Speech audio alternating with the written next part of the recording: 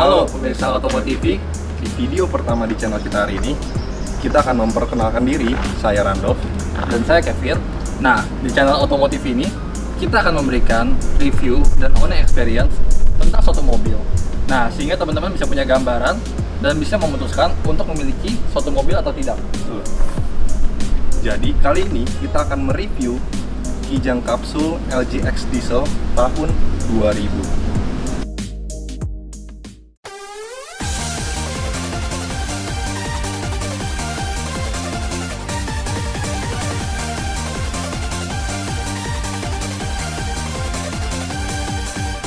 Nah, sekarang kita mulai dulu dari eksteriornya. Kalau buat gue sendiri pribadi, menurut gue ini eksteriornya bagus sih. Dia desainnya timeless, simple. Sebenarnya mirip-mirip sama Land Cruiser, tapi versi rendah ya, versi MPV-nya ya. Nah, kita bisa lihat di sini. Di sini dia pakai headlamp besar di sini. Ada grillnya juga. Nah, ini hitam ya, udah dicat sama yang punya. Terus juga fog lamp ada di bawah sini. Untuk lampunya sendiri dia masih pakai halogen, cuma sama yang punya ditambahin lampu TRL di sini dan dia akan nyala ketika mobil dinyalakan. Beralih ke samping, di sini spionnya masih manual, jadi masih buka tutup sendiri ya. Terus bannya masih pakai pelek 14. Di sini dia pakai Bridgestone Tekno 195/70. Lanjut ke handle pintunya. Nah, ini yang menurutku masih agak kurang, jadi ini masih sistem lama ya, masih yang tarik ke atas gini. Dan jeleknya, kalau kalian pakai lama-lama, dia bakal begini, nyangkut, rusak. Dan yang gue suka juga, di sini sama pemiliknya udah ada talang air, sama dikasih kaca film. Kita lanjut ke belakang. Untuk belakang, dia lampunya masih seperti ini, bentuknya simple, masih pakai halogen juga. Kalau ini dia ditambahin sendiri oleh pemiliknya. Nah, yang gue suka, dia udah dapat ini nih. Di beberapa tipe dia belum dapat, dan itu juga udah dapat lampu rem di atas di sini, sama ditambahin kamera mundur. Yang pastinya dia juga belum ada sensor parkir. Selain itu, yang gue suka adalah dia punya logo yang legendaris banget nih, Kijang, yang pasti ada gambar Kijangnya. Dan di sini ada emblem LG X Diesel. Dan yang gue suka lagi adalah walaupun bentuknya itu lumayan oval, tapi dia ada garis-garis seperti ini. Garis, ada juga garis. Dan ini garisnya memanjang sampai depan. Dan itu bikin kesana tegas banget. Kita coba lihat sampingnya ya. Teman-teman bisa lihat nih. Tadi garisnya dari belakang sampai samping, sampai depan. Bahkan di pintu juga nih, tebel. Sampai sana. Dan yang teman-teman masih tahu, ini penting banget nih. Mobil ini build quality-nya kuat banget. Kalau kalian tekan, ini bener-bener nggak bisa masuk bodinya. Dan ini jempolan banget. Terakhir untuk eksteriornya, yang perlu kita bahas adalah karena ini tipe LGX, jadi dia ini katanya panjang. Yang artinya kabinnya bagasi jauh lebih luas. Nah, kalau SGX yang short, dia itu kira-kira segini lah. Nah, yang ini lebih panjang, jadi lebih mantap. Nah, kita mau bahas mesinnya sedikit.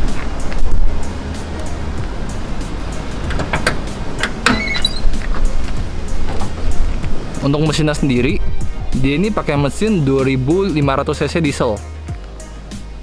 Dan mesinnya ini jujur bandel banget. Tapi yang gue kurang suka dari mesinnya ini adalah suaranya lumayan berisik. Jadi karena dia mungkin mesin diesel lama, jadi suaranya tuh emang kencang banget.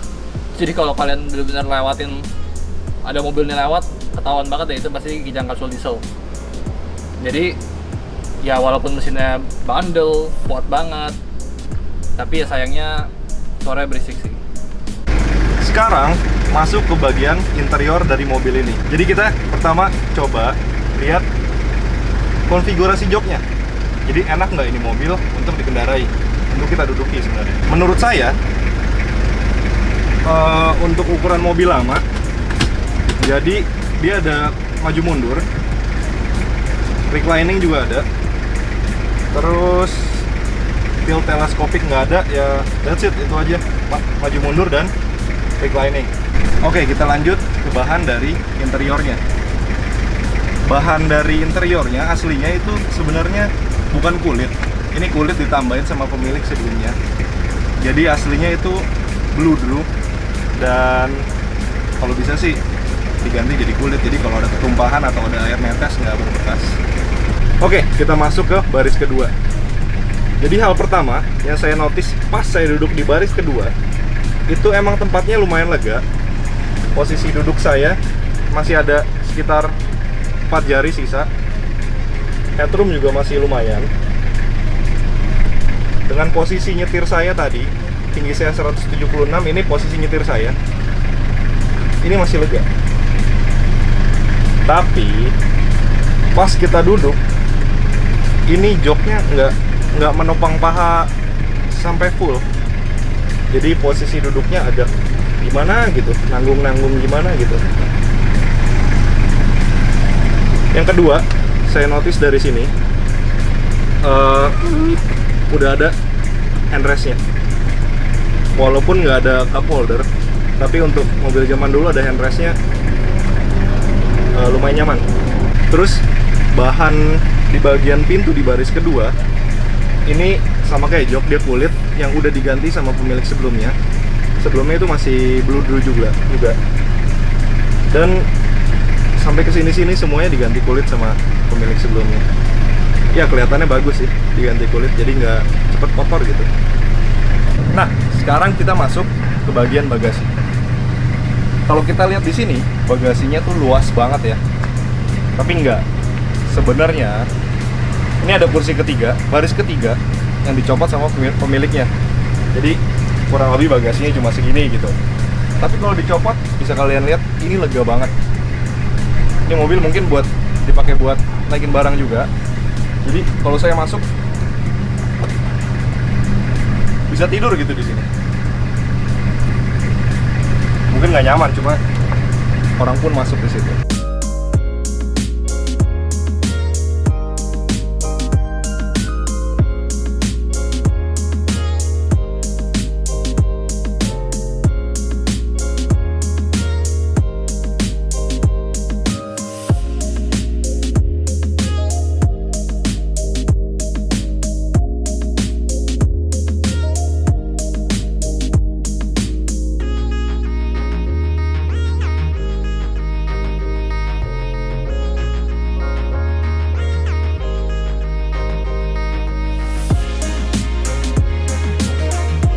Oke, sekarang kita ngomongin build quality interiornya. Seperti yang kita tahu ya, semuanya masih plastik, hard plastik, nggak ada yang soft touch sama sekali karena ini mobil zaman dulu juga. Kecuali di sininya nih bahannya kayak kaleng gitu, besi, lucu juga. Bahan setirnya sebenarnya udah kulit, cuma ini dilapis sama yang punyanya.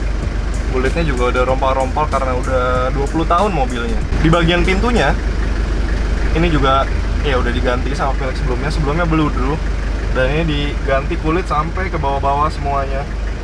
Dan bagus juga, jadi nggak kotor. Bahan untuk sandaran pintunya ini masih plastik, jadi agak keras kalau buat disandarin sini. Nggak ada paddingan kulitnya atau busanya sama sekali. Oke, sekarang kita ngomongin tempat penyimpanan di mobil ini. Jadi di mobilnya ada lumayan banyak sebenarnya. Ada di sini jelas, di bawahnya ada, cuma tipis banget. Kayaknya cuma buat naruh dokumen doang sih. Terus di sini ada, di atasnya juga ada. Nah sekarang ini console box di tengah, menurut saya lumayan kecil sih. Dan handrestnya ini, untuk handrestnya terlalu rendah buat dipakai jadi handrest ketika kita nyetir gitu. Kalau mau pakai handrestnya harus begini, kan nggak enak ya buat nyetir. Oke, next. Di sini ada glove box. Glove boxnya lumayan dalam sebenarnya, cuma menurut saya masih termasuk kecil sih. Tapi masih berfungsi buat naruh barang-barang lumayan banyak. Oke, ngomongin entertainment di dalam mobil ini, udah diganti sama yang punyanya. Jadi head unitnya juga udah diganti jadi yang touchscreen full. Awalnya single din, dan di pintu bagian depan, di pintu driver dan navigator ada tweeter kecil sama speaker di bawahnya kayak mobil biasa. Dan mobil ini udah ditambahin kamera mundur sama yang punyanya juga.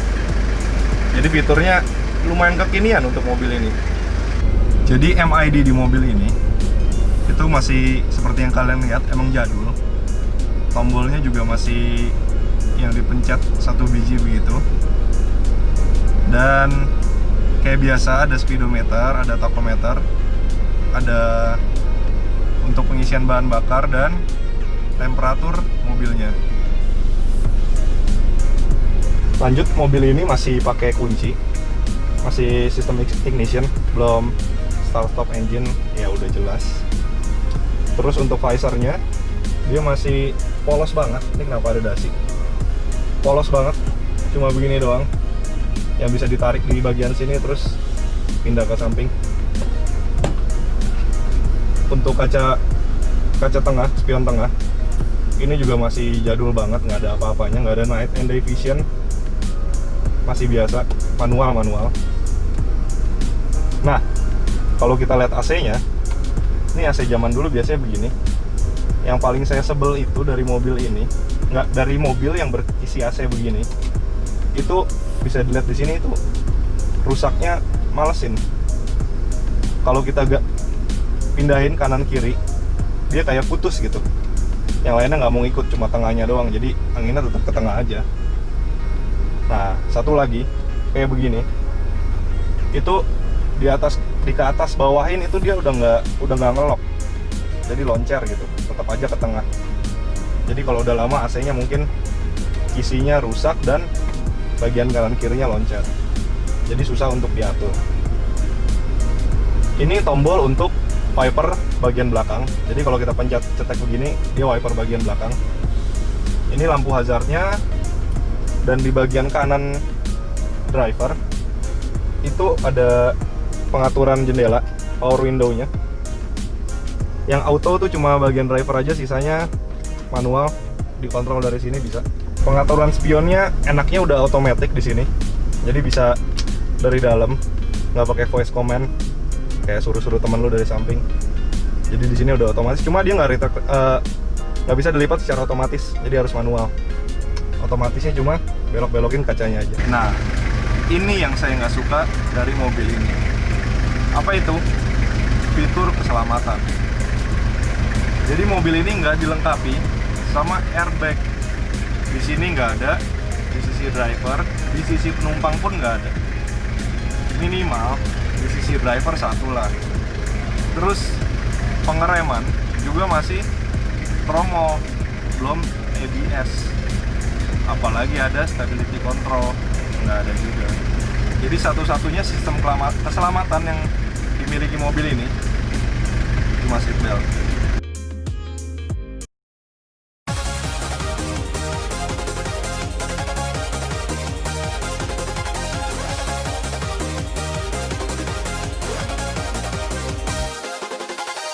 Nah, kita mulai masuk ke driving experience-nya nih. Kira-kira tentang mobil ini gimana rasa berkendaranya. Sekarang kita masuk ke visibilitasnya. Jujur, kalau buat gua mobil ini bagus visibilitasnya. Kenapa? Karena tempat duduk kita lumayan tinggi juga sih. Lumayan commanding ya. Iya, terus dan dashboardnya juga rendah. Jadi kacanya semuanya ininya kelihatan besar. Pilarnya juga termasuk kecil. Jadi buat visibilitas ini bagus banget. Iya, pilarnya nggak begitu mengganggu ya. Nggak. Selanjutnya kita bahas setirnya. Kalau buat setirnya sendiri, dia udah pakai power steering ya. Yang zaman-zaman dulu kan mungkin yang tahun 90-an itu mungkin belum power steering, jadi setirnya berat banget. Nah yang ini ini udah power steering sih. Jadi ini bener-bener lumayan enteng kayaknya. Enteng sih, lumayan. Kelihatannya iya, enteng. Dan ini cukup fun ya. Fun banget sih karena feedbacknya juga cukup tajam dan asik sih ini setirnya. Kita bakal bahas radius putarnya nih karena kalau mobil MPV kita kan buat keluarga, ya kan besar. Iya. Terus kita kadang mesti jemput tangga, teman-teman, saudara, gang-gangnya mungkin kecil. Nah, radius putar itu penting banget. Betul. Keluhan ibu-ibu biasanya yang bawa MPV itu pertama setirnya berat. Betul. Karena udah ditangkis ya. Iya, berarti setirnya kayak berat. Yang kedua, radius putarnya susah. Betul. Jadi kalau muter balik itu butuh space yang banyak banget. Bener, apalagi kayak parkir ya. Kalau parkir tuh jadi Iya, ribet banget betul. ya, karena maju mundur. Betul, Nah, apalagi sekarang jalanan Jakarta ya. kita mau coba nih Dom. Ini kebetulan ada putaran, kita coba putar ya. Oke, kita coba putar ya. Oke. Wah, ini gokil sih. Ini benar-benar tajam banget sih. Oke. Kalau bisa gue bilang ini mungkin setingkat Avanza sih radius putar. Jadi memang udah kecil banget dan ini tajam banget. Jadi kalau buat ibu-ibu kita Berarti yang tadi ditangkis juga ya tangkis ini. juga. Mantep. Mantap. Yang terakhir guys, kita mau bahas body roll-nya. Nah, untuk body roll ini kita baru berasa ada sedikit kekurangan dari mobil ini. Betul. Mungkin karena mobil ini tinggi, terus suspensinya empuk. Nah, ini yang menurut kami jadi lumayan berasa. Jadi ketika dia belok dalam kecepatan tinggi seperti ini, Tuh. nah ini Badannya ke bawah kayak kena ombak. bener-bener, apalagi ya kalau boleh jujur ini kan tempat duduknya nggak terlalu meluk. Jadi kita berasa kok Jadi ke bawah gitu. ke bawah banget. Ke bawah. Itu mungkin yang jadi kurang nyaman buat penumpang dan yang nyetirnya. Tapi mungkin karena suspensinya enak juga kali ya. Betul. Jadi suspensinya empuk, Suspensinya tapi empuk. dengan itu harga yang harus dibayar, body rollnya Jadi cukup keras. cukup berat. Nah, seperti yang tadi udah dibahas sama teman saya Randolph, kita sekarang mau bahas kenyamanannya nih. Kalau untuk kenyamanannya, pertama dari yang ergonomisnya sendiri, memang sayangkan ini armrestnya terlalu rendah, jadi Betul. ya mau ngomong mesti begini nih.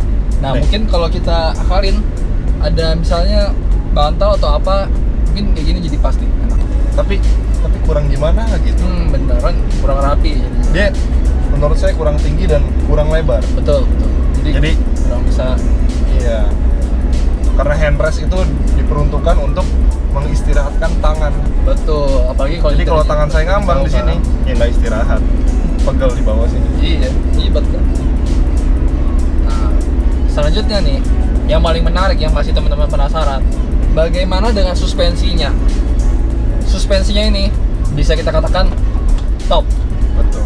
Ini empuk banget, bener-bener. Tuh, tadi kita lewatin. berasa ya suspensinya. Ini mau kalian lagi posisi nih, saya kencengin aja. Nah, udah gitu doang. Iya. Nggak berasa sampai tulang belakangnya, wah, sampai pantat Badan kita nggak Iya. sampai naik-naik atau kembalinya Bener. nggak sampai keras banget gitu. Dan dia nggak mantul-mantul. Beda sama mungkin kita tahu Innova zaman sekarang yang keluhannya adalah dia kalau mantul bisa sampai 2 kali ya. Ini enggak. Ini mantul sekali, udah. Tapi empuk rasanya. Jadi memang untuk suspensi kita boleh acungin jempol sih untuk mobil ini ya, Dov ya. Betul. Oke, sekarang gimana untuk kekedapan kabinet ini? Nah, kekedapan juga penting nih. Betul. Kalau menurut kami ya, kekedapan ini oke sih. Kita boleh acungin jempol. Karena ini mungkin karena tadi kita bahas bodinya tebal sih, Dov. Betul. Jadi dia tuh tulangnya kuat, bodinya tebel. Itu mungkin yang bikin jadi di dalam kabin ini jadi kedap banget. Jadi rigid gitu kayak Benar. mobil Jepang zaman dulu. Mantep ya. Jadi kayak suara depan, suara ini nggak kedengeran. Tapi kalau kita yang RPM dingin nih, kita kencengin gini, Nah, ini suara mesinnya Nah. kayaknya masuk banget ya. suara mesinnya memang nggak ada obat. Jadi suara mesinnya itu masih masuk banget ke dalam kabin dan itu berasa banget sih. Betul. Ngomong-ngomong mobil diesel, Ya. konsumsi BBM-nya hemat dong. Nah, ini yang lucu nih. Jadi setelah kita coba-coba mobil ini di dalam kota, konsumsi BBM-nya itu sebenarnya dibilang hemat nggak juga. Jadi kalau kita nyetirnya lumayan gajulan, kenceng-kenceng, start stop, itu kita mencetak angka 1 liter 7,5 km. 7,5 km per liter. Ya. Tapi begitu sedikit eco driving, nyetirnya lebih bermartabat, ya bisa dapat 1/8,5 sih. Berarti menurut saya ini agak lumayan boros ya. Agak boros. Tapi kelebihannya adalah yang dipakai adalah biodiesel. Yang which is harganya 5.000 kan, teman-teman. Jadi karena dia biodiesel jadi oke lah. Jadi masih termasuk hemat lah. Nah, kelupaan juga nih. Terus gimana kalau misalnya keluar kota? Nah, kemarin kita udah bawa ke keluar kota, kita tahan di speed 80, konsumsi BBM-nya mencapai 10 km per liter. Itu untuk keluar kota kota. Luar kota dengan speed 80. Oh baik. Stop. Berarti tadi dalam kota 8,5 kalau lagi lancar ya. Iya. Kalau lagi macet-macetan 7,5 km per liter. Betul. Nah, untuk sekarang kita bicara performanya nih. Kalau untuk giginya sendiri dan koplingnya sebenarnya ini cukup ringan sih, nggak berat-berat banget. Jadi lumayan enak sih dipakainya. Untuk giginya sendiri di 1 dan 2, kalau menurut kita dia napasnya agak pendek sih. Jadi kayak baru udah hilang tenaganya, udah masih ganti gigi. Cuma ini tenaganya tuh baru enak di gigi 3. Begitu kita masuk gigi 3, dia baru masuk tuh tenaganya semua. Gigi 4 juga itu bagus semua. Nah, tapi teman-teman, begitu kita udah sampai gigi 5, baru dia ngedrop. Tenaganya udah mulai berkurang. Jadi memang kita bisa bilang performanya kurang bagus sih. Karena kemarin ya, kita coba untuk cobain speed ke 100, itu lama banget. Betul. Bener-bener kayak Butuh waktu lama banget. Nggak bisa dihitung 0 sampai 10 detik. Nggak bisa jadinya. Itu bener-bener lama banget. Kayaknya 0 sampai 10 tahun kemarin. jadi kita akhirnya cuma sampai 80 aja sih. Untuk 80 tuh masih bisa, cuma begitu untuk sampai 100 itu jujur aja agak lama, dan akhirnya mesinnya jadi masuk semua si suaranya. Betul. Karena kan RPM-nya tinggi, jadi berisik banget ya. udah berisik. Wah, jadi nggak enak deh. Memang ya kekurangan mobil ini harus kita akui di situnya sih. Sekarang kita bakal bahas 3 alasan kenapa mobil ini oke banget buat dimilikin. Yang pertama, yang pasti adalah mesinnya. Mesinnya ini emang gua akuin bagus banget. Dia bener-bener awet. Dia bisa minum diesel, bahkan solar busuk, biodiesel, yang which is harganya murah. Bahkan memang hingga kijang-kijang Innova sekarang ini juga pasti seri dieselnya yang paling awet, dan itu harganya bagus banget. Jadi gua akuin memang dieselnya ini bagus, tapi sayangnya suaranya agak kencang karena ini masih pakai teknologi lama, jadi agak mengganggu untuk kenyamanan. Yang kedua yang gue suka adalah kaki-kakinya. Jadi gue harus akuin mobil ini tuh nyaman banget. Bener-bener suspensinya tuh masih enak banget, nggak berasa mobil murah. Jadi bener-bener empuk, bahkan dibandingin Avanza pun mobilnya jauh lebih empuk dan jauh lebih nyaman. Dan yang pastinya kakinya awet-awet banget. Jadi jarang banget sih rusak sih. Top. Nah, yang ketiga yang terakhir, jawabannya adalah harganya. Harganya ini tuh awet banget. Sampai sekarang aja kalau cek di internet, Kijang LJX diesel ini kemungkinan besar harganya tuh masih ada di sekitar 70 juta sampai 100 juta. Ini mobil tahun 2000 men, udah 20 tahun dan harga masih segitu. Jadi memang ini mobil secara harga oke banget. Kadang udah kayak beli mobil rasa saham. Sekarang akan saya kasih tahu 3 hal yang kita nggak sukai dari mobil ini. Yang pertama, suara mesin yang berisik. Iya, walaupun kabinnya lumayan kedap, cukup kedap, tapi suara mesin di RPM tinggi itu cukup mengganggu sampai ke dalam. Jadi suaranya masuk ke dalam dan lumayan berisik menurut saya. Yang kedua, jadi untuk mobil tahun 2000 bermesin 2500 cc, mobil ini kalau dibawa jalan di RPM tinggi kayak di jalan tol gitu, itu lumayan gak bertenaga sih menurut saya. Jadi untuk mencapai kecepatan 100-an itu lama banget. Yang ketiga dan yang terakhir adalah fitur keselamatan. Ya, buat kalian yang concern banget sama fitur keselamatan dalam suatu mobil, mungkin mobil ini bukan pilihan yang tepat. Karena mobil ini tidak memiliki ABS, stability control, dan airbag yang paling penting. Jadi ya hanya seatbelt aja. Kira-kira itu review dan owning experience kita tentang Kijang Capsule LJX Diesel tahun 2000. Nah, thank you banget buat pemirsa yang udah nonton video ini sampai habis, dan semoga video ini bisa benar-benar menginspirasi dan menjadi bahan pertimbangan teman-teman buat memiliki mobilnya atau tidak. Oke, sekarang kita akan ngadain giveaway berupa bantal kepala ala-ala seri S-Class gitu kayak begini. Caranya gampang banget. Untuk dukung channel kita juga, kalian bisa subscribe ke channel ini dan komentar di kolom komentar apa yang kalian pikirkan ketika kalian melihat mobil ini. Dan komentar terbaik akan kita pilih untuk diberikan bantal tersebut. Ya, that's it untuk video kita kali ini. See you guys in the next video. Sampai jumpa lagi di Automotive.